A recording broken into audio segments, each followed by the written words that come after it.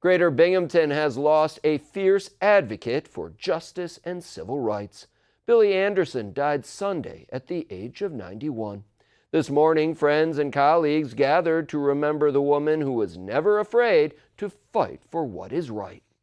What was she doing? A group of fellow activists shared memories of Billie Anderson on the back deck of Brenda Brown's home in Endwell. Anderson's daughter, Roxanne Graham, says her mother raised her 6 children to stand up for what they believed in. As a fierce warrior who was out there on the battlefield, not just for her family, but for the community and for everyone that she could help. Graham says her mother spoke out against discrimination in local schools and held districts accountable. She resurrected the local chapter of the NAACP in the 1970s, helped coordinate get out the vote efforts, and organized young black women to be politically active. Brenda Brown met Anderson at Trinity AME Zion Church in Binghamton. Brown says Anderson wasn't overly concerned with what others thought of her.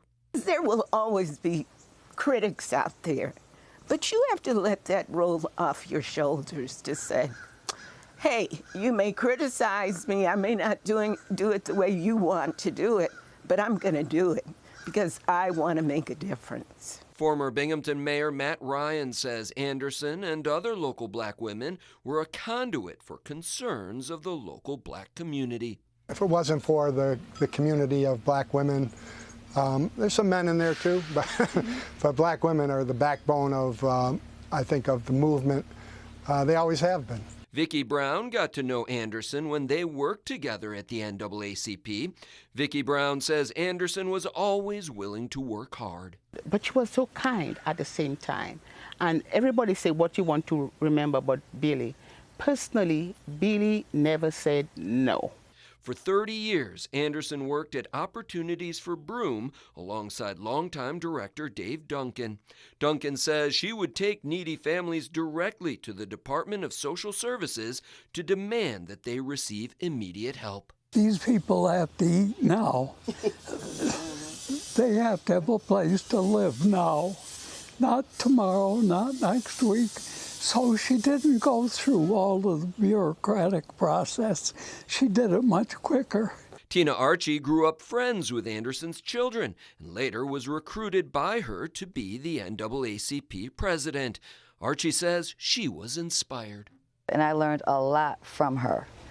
But to be honest, I wasn't a fraction of the woman Billie was. I was good, but I wasn't nowhere near touching Billie Anderson. Okay? And I dare to say, I might be wrong, but in my lifetime, I will never meet another Billie. I will never meet another Mrs. Billie D. Anderson. Brenda Brown says she'd like to see a portion of a Binghamton school dedicated to Billie Anderson. Either way, Roxanne Graham says her mother's legacy will live on. I like for her to be remembered as a force to be reckoned with.